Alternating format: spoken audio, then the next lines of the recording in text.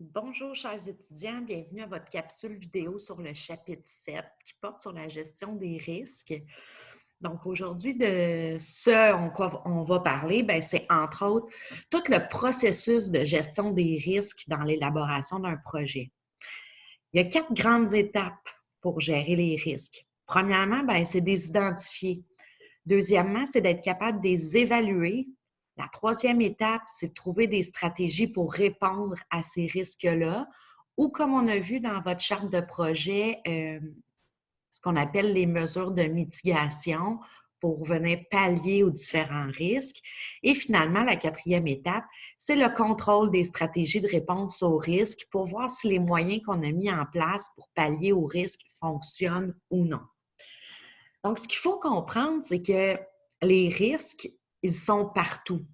C'est très rare qu'on va faire une transaction ou qu'on va organiser un projet sans qu'il y ait aucun risque. Parce qu'on vit dans un environnement économique, on a tout un environnement externe autour de nous, on travaille avec des gens. La gestion de projet, c'est quelque chose de complexe avec beaucoup de parties prenantes qui prennent part à tout ça. Donc, évidemment que les risques sont omniprésents dans la gestion de projet. Et ce qui va faire de vous un bon gestionnaire de projet versus un employé au sein d'une équipe, le gestionnaire de projet, lui, il est capable de calculer 2-3 coups d'avance pour voir ce qui va se passer, puis surtout de toujours avoir des solutions à des problèmes. Donc, c'est de ça qu'on va parler aujourd'hui. Si on avait une définition, premièrement, à donner au risque, le risque, qu'est-ce que c'est? C'est une condition ou un événement qui est plus ou moins prévisible, susceptible d'avoir des effets qui sont des fois positifs, mais souvent négatifs dans les objectifs de notre projet.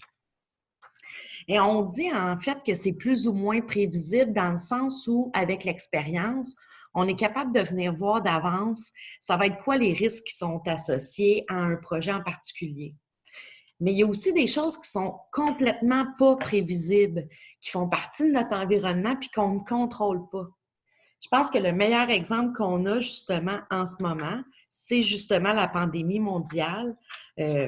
Oui, on pouvait se douter là, qu'au niveau des transactions internationales avec la Chine, entre autres, ça allait être compliqué. Quand les premiers cas sont sortis, on se disait, bon, peut-être que l'économie là-bas va être ralentie. Par contre, ce qu'on ne pouvait pas nécessairement prévoir, c'est que ça allait avoir un impact sur l'économie mondiale majeur, même jusqu'à, comme le dit notre premier ministre François Legault, on a mis le Québec sur pause pendant plusieurs semaines. Donc ça, c'est un risque qu'on ne pouvait pas prévoir. Par contre, il y en existe d'autres qu'on peut facilement prévoir. Je vous donne un exemple. Pendant que j'enregistre cette vidéo, il pourrait avoir quelqu'un qui sonne chez moi. Ça serait un risque que j'aurais pu prévoir. Si j'attends une livraison d'épicerie, par exemple, je vais attendre d'avoir reçu ma livraison d'épicerie avant de commencer à enregistrer ma capsule vidéo. Donc ça, c'est un exemple de truc qui est plus prévisible. Le risque, ça a toujours une cause. Forcément, c'est causé par quelque chose, un risque qui arrive. Et seulement s'il se matérialise, donc si vraiment le risque n'est pas qu'une menace, mais qu'il arrive pour de vrai, à ce moment-là, il va avoir une conséquence. S'il arrive quelque chose dans votre projet et qu'il n'y a aucune conséquence qui est reliée à ça, on n'appellera pas ça un risque. Donc, la gestion de ces risques-là, son but, c'est de recenser l'ensemble des risques auxquels l'entreprise ou l'équipe de projet va être exposée, mais surtout d'établir puis de mettre en place des mesures préventives, justement pour éviter le fait que pendant notre projet, il arrive une embûche qu'on n'avait pas prévue. Le processus maintenant de gestion des risques. Bon, on va regarder la probabilité qu'un événement à risque se produise.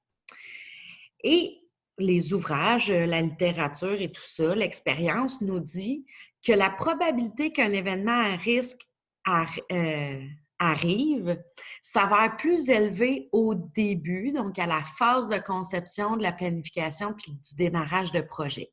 Donc, les probabilités que ce risque-là arrive sont plus grandes en début de projet, moins grandes en fin de projet.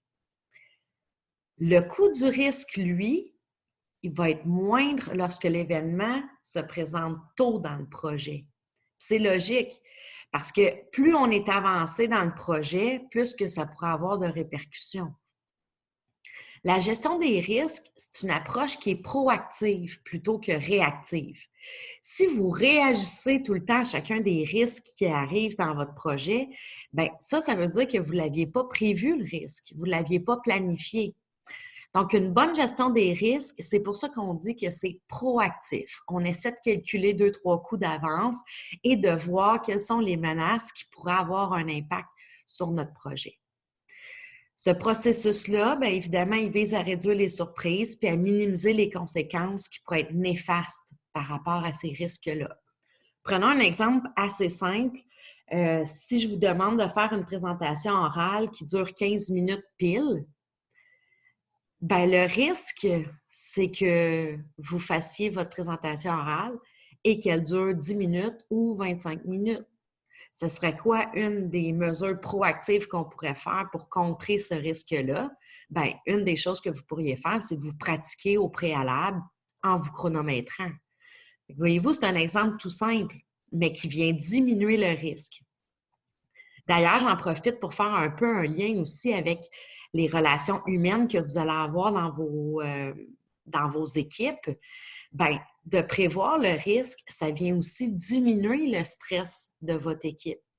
Donc, plutôt que de jamais savoir qu'est-ce qui va se passer puis de ne pas savoir comment réagir aux surprises dans notre cheminement de projet et que là, ça vient déstabiliser notre équipe, ça vient augmenter le niveau de stress et souvent le niveau de conflit, bien, on essaie de prévoir d'avance pour avoir un plan. De là, l'expression d'avoir un plan B, un plan C, un plan D, etc. Souvent, dans la gestion d'un projet d'envergure, on avait pensé à un plan A, mais celui qui se réalise réellement, des fois, c'est le P ou le Z. Ça arrive. Donc, si vous avez un diagramme de la gestion des risques, si on regarde, on a le cycle de vie d'un projet ici, donc l'évolution du projet de sa définition jusqu'à sa clôture. Ce qu'on voit, c'est que la probabilité que le risque se concrétise est très élevée en début de projet et à un certain point ici, va devenir très, très, très faible. Évidemment, lorsqu'on a terminé notre projet, bien, il n'y a plus grand risque qu'il arrive quelque chose. Sur l'autre courbe, ce qu'on a, c'est les coûts. Donc, l'impact monétaire de ce risque-là dans notre projet. Bien, quand on le gère au tout début du projet, bien, l'impact financier va être faible puisqu'on va l'avoir géré. Par contre, si on ne gère pas ce risque-là, bien, il y a bien des chances que les coûts pour remédier au risque en fin de projet nous coûtent vraiment plus cher. Encore une fois, je reviens avec l'exemple de la pandémie qu'on est en train de vivre présentement. Le gouvernement, lorsqu'il s'est mis à manquer de masques pour le personnel hospitalier, si ça avait été vraiment, vraiment au début de la pandémie, probablement qu'il aurait été capable de trouver des masques qui ne coûtent pas trop cher. Par contre, au cours du projet puis vers la fin du projet, pensez-vous que les coûts pour les masques sont les mêmes qu'il y a 2 mois? Certainement pas. Donc, c'est sûr que là, d'essayer de se trouver des masques pendant qu'on est dans la pandémie, bien, c'est sûr que ça coûte plus cher que si on l'avait fait au début. Vous avez ici maintenant le processus de gestion de risque sous forme d'organigramme. Donc, la première étape, comme je vous disais, c'est d'identifier les risques. Donc, on va analyser le projet pour établir, ça serait quoi les risques possibles. On va émettre de ça une liste de risques qui sont connus. Pourquoi je dis connus? C'est que même si vous faites tout ce processus de gestion de risque-là, il est possible en cours de route qu'il y ait certains risques qui émergent, puis ceux-là, bien, ils étaient inconnus au départ. On ne pouvait pas les prévoir. Donc, à la deuxième étape, on va faire l'évaluation des risques. On va les évaluer selon 3 choses. La gravité des répercussions de ce risque-là. Parce que des fois, on a un risque, mais les conséquences sont tellement minces qu'on est prêt à accepter le risque. Puis des fois, c'est l'inverse. La gravité des répercussions pourrait être tellement immense que là, on ne veut pas du tout faire abstraction de ce risque-là. On veut le gérer justement pour éviter des grosses répercussions. Ensuite, on va évaluer la probabilité que ça se réalise. Parce que oui, on peut avoir un risque dans notre projet qui pourrait avoir des immenses répercussions, mais il y a 1% de chance que ça se réalise. Fait que peut-être qu'on va mettre moins d'emphase sur ce risque-là, puis se concentrer sur quelque chose qui a plus de chances d'arriver. Et finalement, bien, on va évaluer la contrôlabilité du risque. Donc, est-ce qu'on est capable de bien le contrôler ou non? À partir de l'étape 2 et à chaque étape, il y aura toujours des nouveaux risques qui vont émerger en cours de route parce qu'on va ajouter des gens dans notre projet, ça devient plus complexe, il arrive des choses en cours de route dans la mise en œuvre. Bien, à chaque fois, ça va générer des nouveaux risques. La troisième étape, c'est l'élaboration des stratégies de réponse. Donc, on va élaborer une stratégie pour réduire le plus possible les dommages. On n'est pas tout le temps capable de les contrer complètement. On va essayer de les minimiser. Et là, je pense que vous pouvez voir depuis le début de la capsule tous les liens qu'on peut faire avec ce qui se passe actuellement, puis comment le gouvernement Legault gère la gestion de crise. Bien, de l'analyse de risque, c'est ce qu'ils font à longueur de journée. Les mesures de distanciation sociale, les mesures d'annuler les rassemblements, les festivals, les mesures plus serrées dans les CHSLD, tout ça, bien, on est clairement dans l'élaboration des stratégies de réponse. Donc, on conçoit aussi des plans de substitution. Si ça ne fonctionne pas de trouver des masques à l'étranger, bon, bien, c'est quoi notre plan B? Retournons-nous vers des entreprises au Québec qui ne faisaient pas de la production de masques chirurgicaux au début. Ce n'était pas ça leur mission, mais ils ont l'équipement et les matériaux pour le faire. Parfait, c'est notre plan B. Donc, c'est comme ça qu'on gère des crises aussi. Ensuite, bien, on va établir à la quatrième étape, juste avant la quatrième étape, excusez-moi, on va élaborer un plan de gestion des risques et suite à ça, bien, on va le contrôler, mais en temps réel. À chaque jour ou à chaque semaine, tout dépendant de la gravité de vos risques, on va faire le contrôle des mesures qu'on a mises en place. Donc, on va appliquer la stratégie de gestion de risque, on va analyser, on va modifier le plan en fonction des nouveaux risques, puis on va gérer les changements par rapport à tout ça.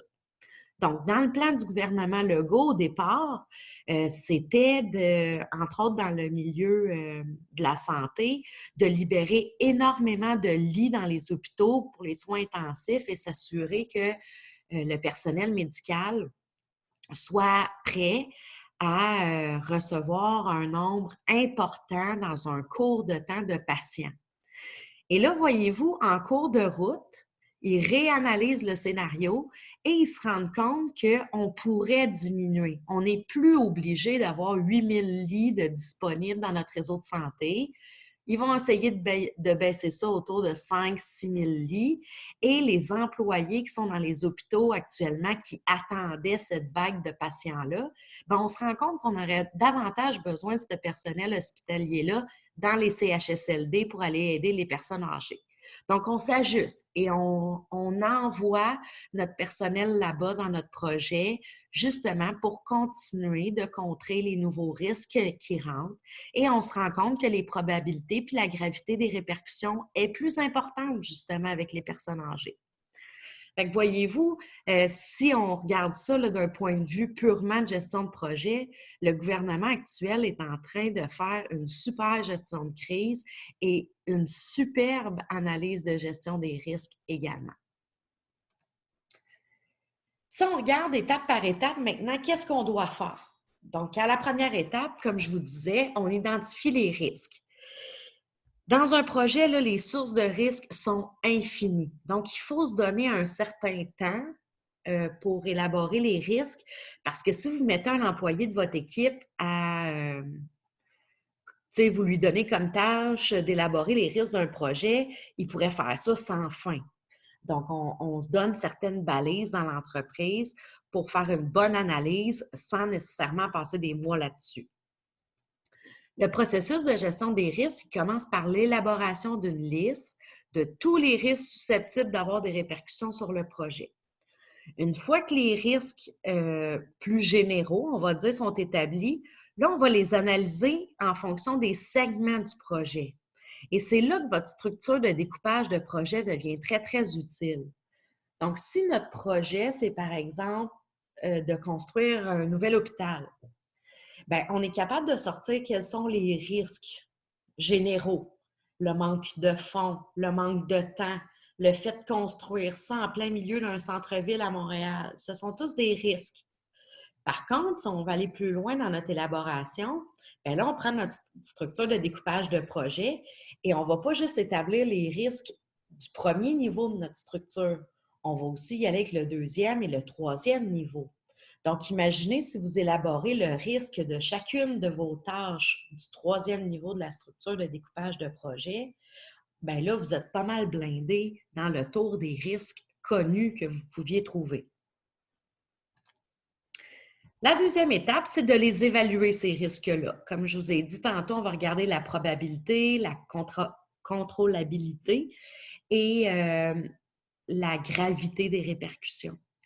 Pour ce faire, bien, on peut utiliser plusieurs méthodes, soit celle d'analyser les différents scénarios, de créer un formulaire d'évaluation des risques et, comme je vous disais, de faire une matrice de gravité.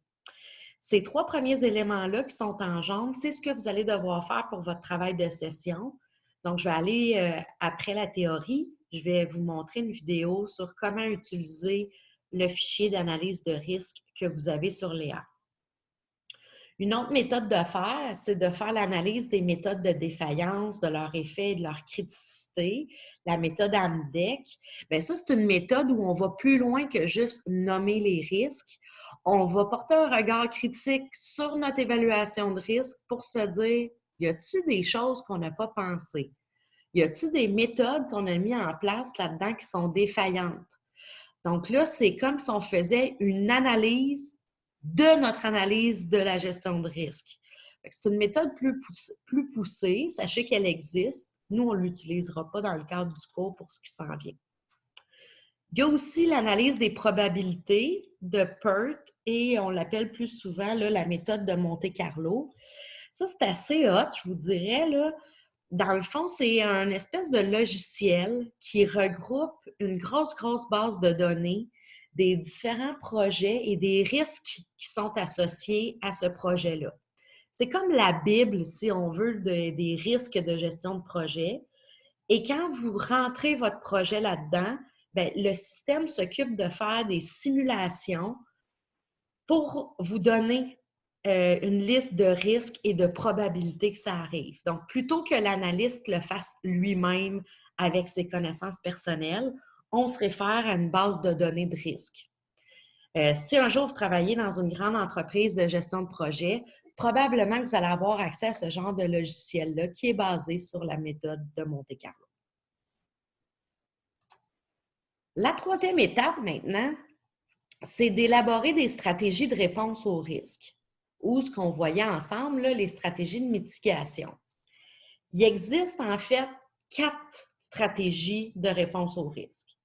On peut soit réduire le risque, éviter le risque, transférer le risque ou tout simplement accepter le risque. Pour la réduction des risques, dans le fond, c'est d'être conscient qu'il existe une menace et de faire ce qu'on peut au préalable pour réduire l'impact de ce risque-là. C'est un peu l'exemple que je vous ai donné tantôt en vous pratiquant avant de faire votre présentation orale. Ça évite les risques. Moi, avant de me rendre ma première capsule vidéo de théorie en ligne, bien, j'ai fait une pratique chez moi pour voir si on voyait bien mon écran, si le son était bon, si j'étais capable de bien le transférer sur ma chaîne YouTube, etc. Et heureusement que j'ai fait ce test-là parce que je me suis rendu compte qu'il y avait certaines fonctionnalités dans Zoom euh, qui faisaient en sorte que dans ma première vidéo, les étudiants ne voyaient pas toujours mon écran. J'ai été capable de contrer ce risque-là en me pratiquant, ce qui a fait que maintenant, je réduis le risque que ma vidéo ne soit pas bonne après mon enregistrement et je réduis le risque de devoir recommencer au complet ce que j'ai fait, ce qui me coûte du temps et de l'argent. Même chose dans la gestion de projet. Donc, souvent aussi dans les méthodes de réduction des risques, ce qu'on va faire, c'est qu'on va faire des pré-tests avant de lancer un nouveau produit à l'ensemble du Québec. Bon, on va aller le tester dans certains marchés. Ça va nous permettre de réduire les risques. Ensuite, on peut décider d'éviter les risques. Bon, comment on fait ça? Bien, c'est sûr que ça dépend du contexte. Supposons que vous voulez faire financer un projet. Vous faites habituellement affaire avec la Banque nationale, mais là, il y a la Caisse des jardins qui vous approche pour financer votre projet. Votre problème, c'est que vous êtes serré dans le temps. Donc, même si l'offre de Desjardins semble alléchante, peut-être que dans le cadre de ce projet-là, vous allez dire, moi, je vais éviter les risques d'aller avec une nouvelle institution financière. Pour ce projet-là, je vais éviter le risque financier et je vais poursuivre avec la Banque nationale qui nous connaît déjà, avec qui ça va déjà bien, sont habitués à notre projet et on sait qu'on n'aura pas de problème de financement. Vous pourriez faire ça aussi avec des fournisseurs. Donc, actuellement, je vous donne un exemple très simple de ma vie courante. Si je veux commander de l'épicerie et que je veux commander chez IGA, bien, je dois prévoir 5 jours avant la livraison chez moi. Par contre, je peux commander mes fruits et légumes chez les récoltes Marcotte et ils me livrent ça à l'intérieur de 24 heures chez moi. Donc, peut-être que dans un contexte comme on est là, de pandémie, où on ne sort pas de chez eux, on évite les contacts sociaux, etc., bien, je vais éviter le risque de ne pas avoir de fruits et légumes en commandant chez mon fournisseur qui me fournit en 24 heures. Ça pourrait être la même chose dans un projet de plus grande envergure. Vous avez le choix entre 2 matériaux, bien, vous allez choisir le fournisseur qui vous offre le moins de risques. On peut aussi décider de transférer le risque. Transférer le risque, c'est carrément de prendre une responsabilité qui aurait dû être dans votre équipe de projet et le mettre sur les épaules de quelqu'un d'autre. C'est sûr que dit comme ça a l'air bien négatif, mais sachez qu'en fait, il y a des gens qui se spécialisent là-dedans, qui en font leur métier. Prenons par exemple les courtiers immobiliers. Donc, si vous voulez vendre votre maison, vous pouvez décider de la vendre par vous-même avec, par exemple, du proprio ou les packs ou bref. Sauf qu'à ce moment-là, vous allez endurer, vous allez devoir porter sur vos épaules l'ensemble du risque des transactions immobilières, les transactions financières qui sont associées à ça, les transactions avec le notaire. Peut-être que vous, ce n'est pas un risque que vous avez envie de prendre. Peut-être que ça vous stresse de mettre quelque chose sur papier légal puis que ce ne soit pas correct. Donc, à ce moment-là, ce qu'on fait, c'est qu'on transfère le risque à quelqu'un d'autre. On remet la vente de notre maison dans les mains d'un courtier immobilier qui, lui, prend le risque à la place du propriétaire. Par contre, ce qu'on doit faire en tant que propriétaire, c'est de payer une commission au courtier immobilier qui, lui, a pris le risque à votre place. Bien, c'est la même chose si vous décidez, par exemple, de faire affaire avec un sous-traitant dans l'élaboration de votre projet.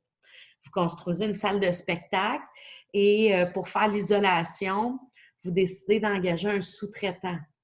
Bien, vous transférez les risques d'isolation au sous-traitant. Ce qui fait que dans 5 ans, supposons que le directeur général de la salle de spectacle se rend compte qu'il y a eu un mur complet qui n'a pas été isolé. Bien, ce ne sera pas vous, en tant qu'entrepreneur, qui va être responsable de ça. Ça va plutôt être votre sous-traitant. Fait que ce sont d'autres exemples. Et finalement, bien, vous pouvez accepter le risque Tout simplement de dire, ben c'est correct, moi je vis avec ce risque-là. Ça me va. Donc, j'organise un tournoi de soccer et un des risques que j'ai, c'est évidemment la météo.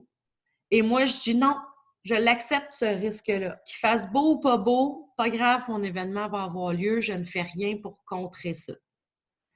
Dans certains cas, oui, c'est correct d'accepter des risques. Par contre, il ne faut pas accepter des risques parce qu'on est insouciant. Mon exemple de la partie de soccer, il n'est pas excellent dans le sens où moi, je sais bien que si j'organisais ce tournoi de soccer-là, OK, mon tournoi pourrait se dérouler, qu'il fasse beau ou non. Par contre, c'est pas vrai que j'aurais absolument rien prévu. J'aurais probablement prévu des abris supplémentaires pour les joueurs, les entraîneurs, les arbitres si jamais il pleut. J'aurais prévu des imperméables, des choses pour que les gens se réchauffent, s'essuient, peut-être des serviettes additionnelles. J'aurais peut-être eu un paramédic de plus sur place parce que du gazon mouillé, ça glisse. Il y a plus de risques de blessures. Donc, ce que je veux vous dire avec ça, c'est que faites attention. Il ne faut pas accepter des risques par insouciance ou tout simplement parce qu'on est un peu YOLO puis qu'on se dit « Ah, ben il n'y en aura pas de problème ». Donc, il ne faut pas se fermer les yeux. Lorsqu'on accepte un risque, c'est vraiment parce qu'on est prête à vivre avec ou que les répercussions ne sont pas très grandes dans mon projet. Par exemple, je commande un fournisseur A au lieu du fournisseur B. Je sais que les délais de livraison sont plus longs avec mon fournisseur A. Mais j'accepte ce risque-là parce que le temps dans mon projet n'est pas un enjeu. Ce serait un autre exemple. Suite à ça, on va faire ce qu'on appelle le plan de substitution. Ce plan-là, c'est un plan de rechange qui est utile quand que, justement, le risque qu'on avait prévu devient réalité. C'est une série de mesures qui vont venir encore une fois atténuer l'effet négatif de ce risque-là sur notre événement. Le plan de rechange, il répond aux questions. Quoi, où, quand, comment? C'est carrément ce qu'on appelle là, un plan B. Les matrices de réponse aux risques servent à résumer comment l'équipe de projet prévoit gérer les risques qu'elle a déterminés. Donc, évidemment, tout ça, là, le plan de rechange, on ne garde pas ça dans notre tête. On en fait un projet dans notre analyse de risque et on va documenter l'ensemble des informations pour que si jamais le risque arrive, la personne responsable soit en mesure de savoir ce qu'elle doit faire. 4 types de risques maintenant. Il y a les risques qui sont techniques. Ça, ce sont tous les risques qui sont attribuables aux opérations. Vous aviez prévu de la machinerie pour faire l'excavation de votre terrain. La machinerie ne fonctionne pas. Vous avez prévu faire un live sur Facebook. Vous avez manqué de batterie dans votre téléphone cellulaire. Donc, tout ce qui se rapporte aux opérations, au côté technique, que ce soit technologique ou avec de la machinerie ou vraiment le déroulement des opérations, on va classer ça dans les risques techniques. Les risques maintenant qui sont associés au calendrier de travail, ça, c'est tout ce qui a rapport évidemment au temps. Je reviens avec mon exemple de construction que je vous ai déjà donné. Vous faites construire une maison, vous êtes le contracteur, vous avez demandé à l'électricien de venir pendant 3 jours, lundi, mardi, mercredi, et il faut absolument que l'électricien ait terminé pour que vos charpentiers menuisiers viennent fermer les murs. Vous avez demandé à vos charpentiers d'être là le jeudi, puisque les 3 premières journées de la semaine sont occupées par les électriciens. Mais finalement, les électriciens, ils ont eu du retard dans leur travail, puis ils n'ont pas fini. Et ils ne vous ont pas averti. Qu'est-ce qui arrive? Charpentier menuisier arrive sur le chantier le jeudi matin, il ne peut pas fermer les murs. C'est sûr que votre charpentier, là, il ne sera pas content. Il va vous appeler, il va dire « Hey, faites déplacer pour rien, moi j'ai perdu de l'argent pendant ce temps-là. » Et là, tout le restant de la durée du projet va avoir un impact négatif et sera plus long. Fait que ça demande une réorganisation. Il y a des risques aussi qui sont associés au coût d'un projet. Bien évidemment, souvent, ça coûte plus cher que ce qu'on avait prévu. Il peut y avoir des enjeux aussi au niveau du financement. Des fois, c'est du financement public, du financement privé. Ça peut venir aussi de l'argent directement des associés de l'entreprise ou du propriétaire de l'entreprise. Donc, ça peut ne pas être simple. Même chose pour les risques associés au financement. Je vous en ai un peu parlé avec mes exemples juste avant, là, mais mettons les risques associés au coût, c'est plus par rapport à comment ça coûte faire le projet, tandis que les risques associés au financement, là, c'est ce que je vous disais, il peut y avoir des bailleurs de fonds qui sont privés, publics, il peut y avoir des investisseurs aussi dans tout ça. Donc, ce sont les 4 types de risques principaux. Finalement, la 4e étape de l'analyse de risque, c'est de contrôler nos stratégies de réponse. Donc, dans notre registre, on va détailler tous les risques qui ont été déterminés avec leur description, leur catégorie, leur probabilité qui arrivent. Ça va être quoi les répercussions? Ça va être quoi nos stratégies de réponse? C'est quoi notre plan B? C'est qui les responsables? Puis, on en est où avec ce risque-là? Est-ce qu'il est passé? Est-ce qu'il est à venir? Est-ce que les probabilités risquent de changer bientôt? Donc, on va mettre un statut actuel sur tout ça. Durant le projet, il faut une mise à jour de l'évaluation des risques. On ne peut pas penser faire un projet sur plusieurs mois, préparer un plan d'analyse de risque dans les premières semaines, puis plus jamais le regarder. Parce que les risques vont évoluer au même rythme que votre projet. Donc, c'est important d'être en continu dans l'analyse de vos risques. Et finalement, il faut un climat qui favorise le partage des inquiétudes face aux risques. Dans certaines entreprises, ça peut être perçu comme négatif ou comme si le gestionnaire manquait de colonne parce que il n'est pas assez fort, puis il n'est pas assez bon, puis il voit des risques partout. Mais au contraire, il ne faut pas penser que quelqu'un est alarmiste et négatif parce qu'il fait une belle analyse de gestion de risque. Fait que c'est important que vous ayez dans votre équipe une culture qui permet à tout le monde de s'exprimer sur leurs craintes par rapport au projet. Peut-être que pour vous, vous n'aurez pas vu du tout ce risque-là, mais peut-être qu'il y a une personne dans votre équipe qui va dire « Hey, ça, pour moi, c'est un enjeu majeur, c'est un risque et ça me fait peur. » Donc, il faut être ouvert à ça, puis de ne pas minimiser les risques qui pourraient être décelés par les membres de votre équipe. Donc, maintenant, je vais vous partager le document Excel que vous avez sur Léa qui s'appelle l'analyse de risque.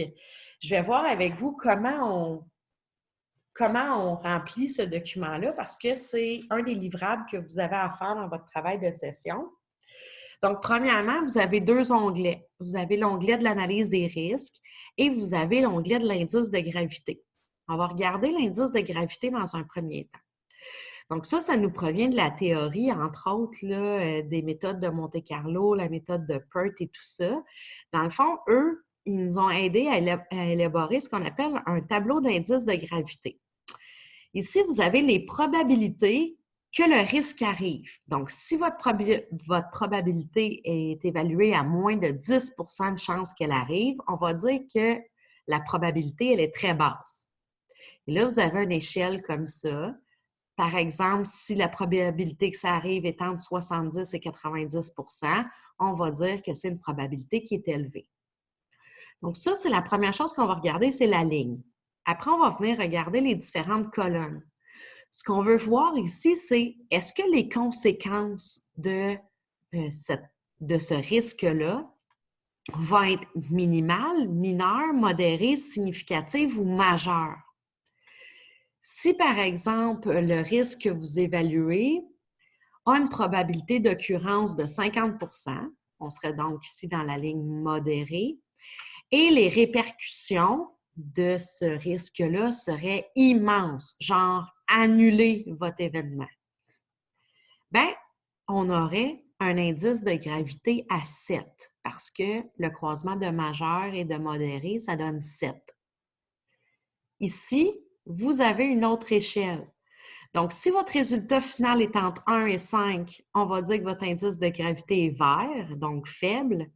Si vous avez un résultat entre 6 et 7, vous allez avoir jaune pour modéré. Et finalement, si votre indice de gravité est entre 8 et 9, bien, on va avoir un indice de gravité qui est très élevé. Dans notre exemple, on était à 7, donc notre indice aurait été jaune. Pourquoi on fonctionne avec un code de couleur? Bien, c'est que dans un fichier Excel avec des centaines de lignes d'analyse de risque, ça peut être compliqué là, de regarder juste des chiffres. Donc, avec un code de couleur, ça devient beaucoup plus facile à suivre. Ce que vous allez devoir faire, mettre votre titre du projet, m'inscrire qui est votre client, m'inventer un numéro de projet et me mettre votre titre de gestionnaire de projet. Ce que vous devez faire, bien, je vous en ai mis un exemple ici. Vous mettez le numéro du risque. Vous me dites c'est quoi le risque. Moi, dans le cas présent, c'était qu'il y ait une salle disponible pour organiser mon événement. Et là, je suis venue évaluer mon risque. Donc, c'est quoi la probabilité que mon risque arrive? Bien, moi, je l'avais établi à modéré. Donc, ça, c'est à vous, avec votre bon jugement, de dire est-ce que les probabilités que mon risque arrive sont très basses, modérées, élevées ou très élevées? Moi, j'avais choisi modéré. Ensuite, quelles seraient les conséquences? Bien, dans le cas présent, si j'ai besoin d'une salle pour organiser mon événement et que il n'y a aucune salle de disponible, bien, mes conséquences, à moi, elles vont être majeures. Donc, je suis venue l'inscrire ici. Je suis allée chercher mon indice de gravité. Ça m'a donné 7 et j'ai mis ma case en jaune. Maintenant, je vais évaluer les impacts de ça. Est-ce que le fait de ne pas avoir de salle va avoir un impact sur le temps, donc la durée de mon projet, sur les coûts ou sur la qualité?